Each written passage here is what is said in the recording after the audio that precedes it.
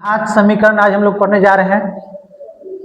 Algebra का बहुत important part है द्विघात समीकरण, जिसके घात दो होते हैं, जिसके घात दो होते हैं, पावर टू होता है। जैसे जिसका जनरल समीकरण होता है x square plus A X square plus B X plus C, है ना, इक्वल टू 0। ये हमारा द्विघात समीकरण का जनरल समीकरण होता है। ए क्या होता है? ए क्या होता है? Coefficient of X square. A क्या होता है? एक्स स्क्वायर का गुणज। क्या होता है? एक्स स्क्वायर का गुणज ए है।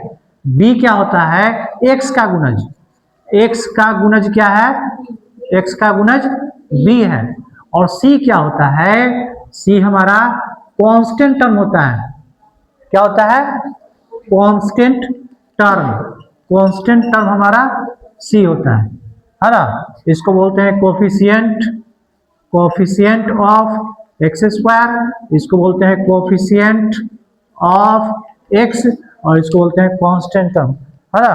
तो ये हमारा जनरल समीकरण हो गया। इसमें एक होता है डी। क्या होता है? डी। डी को बोलते हैं डिस्क्रिमिनांट। क्या बोलते हैं? डिस्क्रिमिनांट, विवेचक।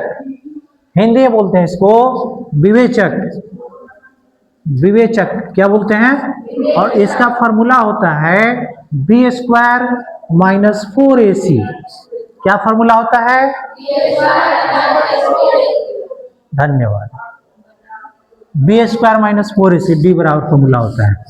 ठीक है। अब हम यहां से कोई जनरल समीकरण ले लेते हैं। द्विघात समीकरण कोई ले लो तुम। द्विघात समीकरण कोई लेते हैं, जैसे x square plus 5x plus 6 equal to 0। ये हमारा द्विघात समीकरण है कि नहीं है? है। घात दो है, पावर दो होगा, द्विघात समीकरण होगा। क्लियर है? X square minus 9 equal to 0। ये द्विघात समीकरण है कि नहीं है? है कि नहीं है? क्यों?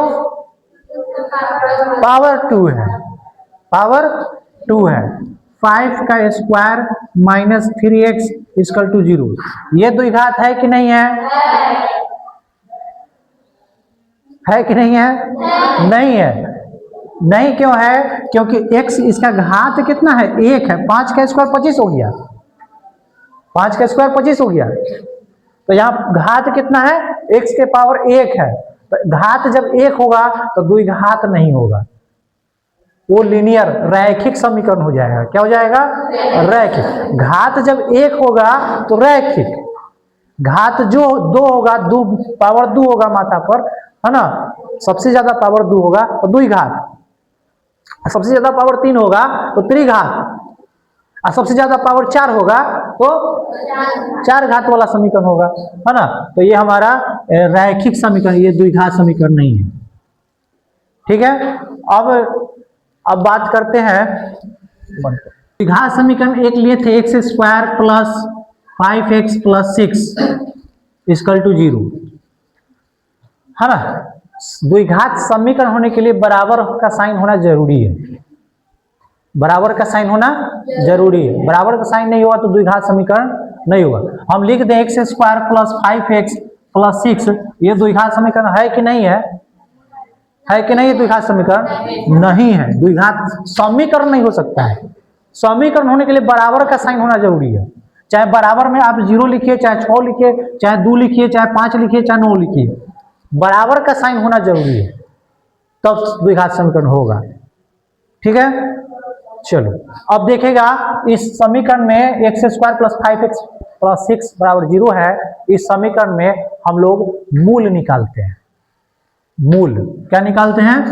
मूल इंग्लिश में बोलते हैं रूट, है ना। रूट होता क्या है कि x का वैल्यू, x का मान ही हमारा मूल कहलाता है। x का मान ही हमारा क्या कहलाता है? मूल कहलाता है। जैसे इस समीकरण में मूल निकालना है, मतलब x का मान निकालना है। वैसा x का मान जिसके लिए यह समीकरण संतुष्ट हो जाए, जिसके लिए यह समीकरण संतुष्ट हो जाए। तो x का वैसा मान लेंगे जिसके लिए यह समीकरण में रखने पर वो 0 के बराबर आ जाए, वही हमारा क्या कहलाएगा, वही हमारा क्या कहलाएगा, मूल कहलाएगा। वही क्या कहलाएगा, मूल कहलाएगा। अब इसके लिए हम 8th-9th क्लास में जो पढ़े थे गुणनखंड, क्या पढ़े थे, गुणनखंड। आराम से इसका गुणनखंड करते हैं। x स्क्वायर 6 को तोड़िए 2 3 है ना, 2x + 3x + 6 बराबर 0।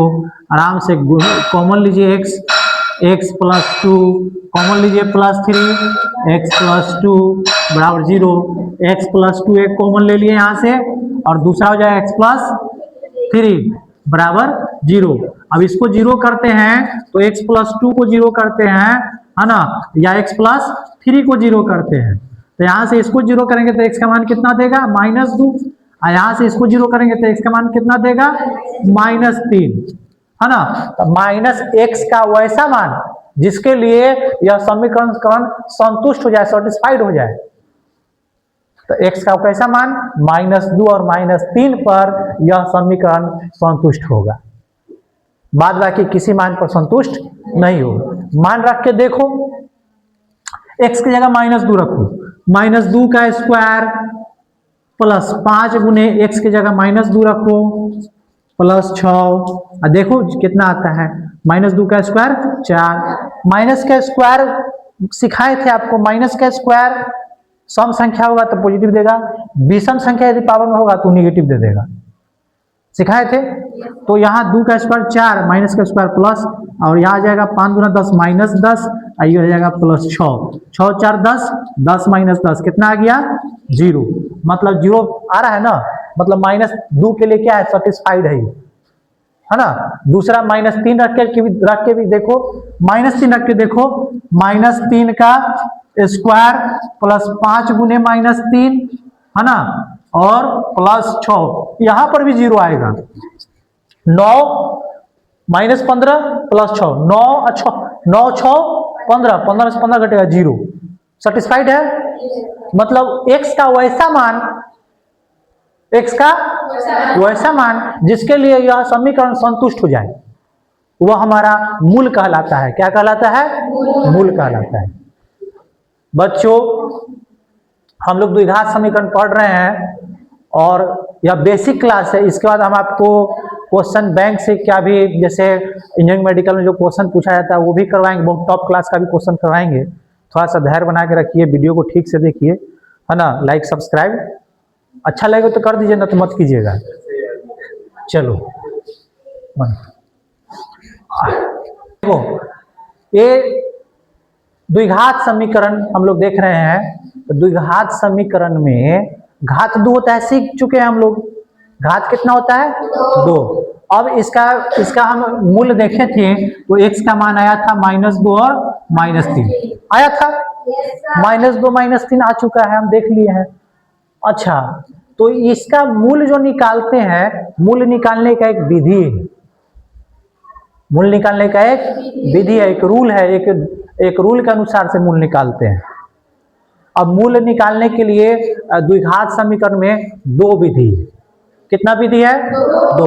एक तो आपका अभी देखे थे गुणनखंड मेथड से, जो फैक्टराइजेशन इसको तोड़ दिए थे, x + 2 और x + 3 में, x + 2 और x + 3 में तोड़े थे ना, x + 2 और x + 3 = 0। तब ना यहाँ से x + 2 -2 दे दिया, x + 3 -3 दे दिया, गुणनखंड विधि। और दूसरा विधि है द्विघात समीकरण का विधि। द्विघात समीकरण का विधि वह क्या है, तो उसके लिए हम d देख चुके हैं। d बराबर क्या होता है, b² - 4ac। ये फॉर्मूला को एकदम याद रखेंगे, d बराबर b² - 4ac। और दूसरा मूल्य निकालने का, यदि 2 अल्फा बीटा, यदि 2 मूल है, अल्फा बीटा क्यों लेते हैं, क्योंकि 2 मूल आता है। पावर कितना है, 2। पावर कितना है, 2। बच्चों कहां ध्यान है, पावर कितना है, 2। तो पावर 2 है तो 2 को x का मान निकलेगा। पावर 3 होगा तो x का मान 3 को निकलेगा, अब पावर 4 होगा तो x का मान 4 को निकलेगा। ठीक है, तो यहाँ पावर 2 है तो इसलिए 2 को मान निकलता है x का, इसीलिए हम अल्फा बीटा लेते हैं। क्या लेते हैं? Alpha beta. अब अल्फा बीटा काहे लिए बात आया समझ में? क्योंकि x का 2 को मान निकलता है। अल्फा बीटा 2 मूल मान लिए हैं। अल्फा बीटा, अब मूल का फॉर्मूला होता है अल्फा बीटा बराबर minus B plus minus root D, है ना, और रूट डी की जगह बी स्क्वायर माइनस 4ac भी लिख सकते हैं, बटा में 2a। ये मूल निकालने का फॉर्मूला हो गया, है ना, ये मूल निकालने का फॉर्मूला हो गया। किसका फॉर्मूला हो गया? मूल निकालने का। और ये हो गया विवेचक निकालने का। क्या निकालने का? विवेचक। समीकरण में समीकरण ले चुके हैं x square plus 5x plus 6 equal to 0। यहाँ से आप देखे थे x प्लस 2 आया था और x प्लस 3 आया था, इसको 0 किए थे आप, तो x का मान मिला -2 और -3। अब हम लोग द्विघात समीकरण विधि से भी इसका मूल को निकालेंगे, इसके मूल को निकालेंगे। उसके लिए क्या करेंगे? देखो यहाँ x square plus 5x plus 6 बराबर 0 है, ए इसका बच्चों यहाँ कोफिशिएंट ऑफ एक्स स्क्वायर क्या है? खड़ा हो अमृता, खड़ा हो। एक्स स्क्वायर का गुणज क्या है? 1 है। एक्स का गुणज क्या है? 5 नहीं है, प्लस 5 है। और कांस्टेंट टर्म कितना है? प्लस 6। तो a इक्वल टू हो गया 1, b इक्वल टू हो गया 5 प्लस 5, c इक्वल टू हो गया प्लस 6। तो यहाँ से d निकाल लेते हैं, बी स्क्वायर माइनस 4ac, है ना। तो b की जगह हो गया 5, 5 का स्क्वायर माइनस 4, a की जगह हो गया 1 और c की जगह हो गया 6। तो 5 का स्क्वायर 25 और माइनस 6 चौका 24, कितना आ गया? 1। कितना आ गया? 1। d आ गया हमारा 1। तो अब हम अल्फा बीटा निकालेंगे। Alpha beta minus B plus minus root D by 2a, है ना रे। तो माइनस बी की जगह कितना है? 5। तो -5 प्लस माइनस रूट डी की जगह कितना आया है? डी की जगह कितना आया है? डी की जगह कितना आया है? 1 बटा में 2a। a का मान कितना है? 1 है। क्लियर है? अब देखो अल्फा बीटा निकाल रहे हैं, -5 प्लस माइनस रूट 1 आ गया बटा में 2 गुने 1 2, है ना। एक बार प्लस में लिख दो, एक बार माइनस में लिख दो, ठीक है। -5 प्लस 1 बटा 2, एक बार लिख दो -5 माइनस 1 बटा 2। तो कितना हो गया? 1 में से 5 घटेगा -4 बटा 2, ये कितना हो गया रे?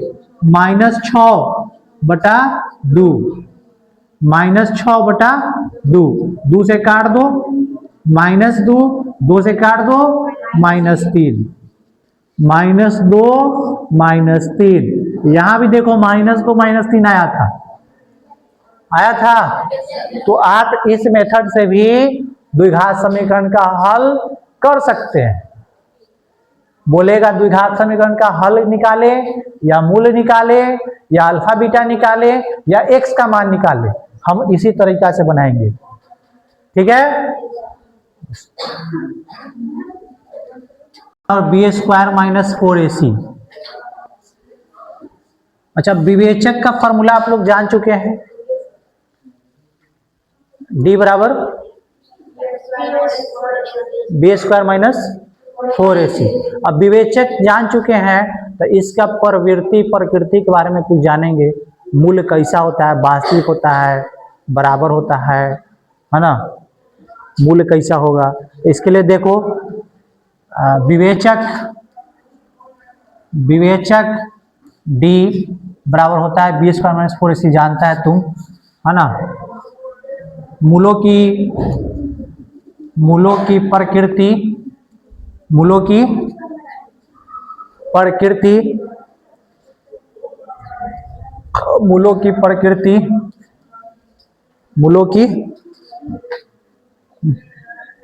प्रकृतियां, मूलों के मान, मूलों के मान।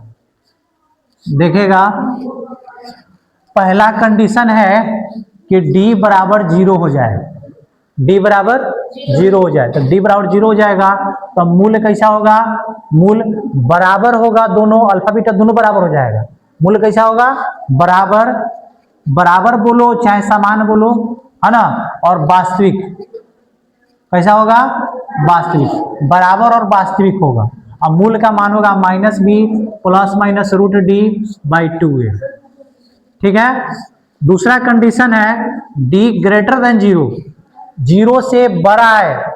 d का मान क्या है, 0 से बड़ा है, मतलब पॉजिटिव मान है, धनात्मक मान है।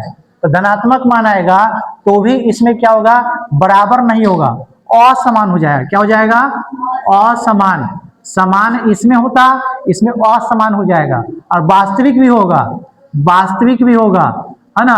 और क्या हो जाएगा, मूल कैसा होगा, है ना, मूल कैसा होगा, मूल कैसा होगा, आपका इसमें जो मूल होगा -b/2a के बराबर होगा। इसमें जो मूल होगा -b प्लस माइनस √d/2a होगा, क्योंकि d की जगह यहाँ पर 0 आ जाएगा, d की जगह 0 आ जाएगा तो पोर्शन खत्म हो जाएगा, है ना। तीसरा कंडीशन है आपका, तीसरा कंडीशन है d लेस देन 0, d 0 से छोटा आ जाए, d 0 से छोटा आ जाए। d जब 0 से छोटा आएगा मतलब निगेटिव मान आएगा, -9, -16, -5, -3, माइनस में आएगा। माइनस में आएगा तो यहाँ पर माइनस में जब आएगा तो वास्तविक मान नहीं होगा, वास्तविक नहीं होगा, है ना। और वास्तविक सॉल्यूशन भी नहीं होगा, वास्तविक नहीं होगा, वास्तविक नहीं होगा, वास्तविक नहीं होगा, वास्तविक मूल भी नहीं होगा, मूल भी वास्तविक नहीं होगा, मूल वास्तविक नहीं होगा, मूल वास्तविक नहीं होगा, मूल वास्तविक नहीं होगा। मूल वास्तविक नहीं होगा तो सीधा आप 10th क्लास में लिखिएगा मूल संभव, मूल इसका वास्तविक मूल संभव नहीं है। लेकिन 11th क्लास में जब जाएंगे तो हम काल्पनिक मान को भी हम निकालना सीखेंगे। ठीक है, कॉम्प्लेक्स नंबर का यूज करके, आई का यूज करके हम उसको वहां भी सीखेंगे। अभी 10th में सीधा लिखेंगे कि मूल वास्तविक नहीं है, जैसे ही डी नेगेटिव आ जाएगा लिख देंगे मूल वास्तविक नहीं है। बंद।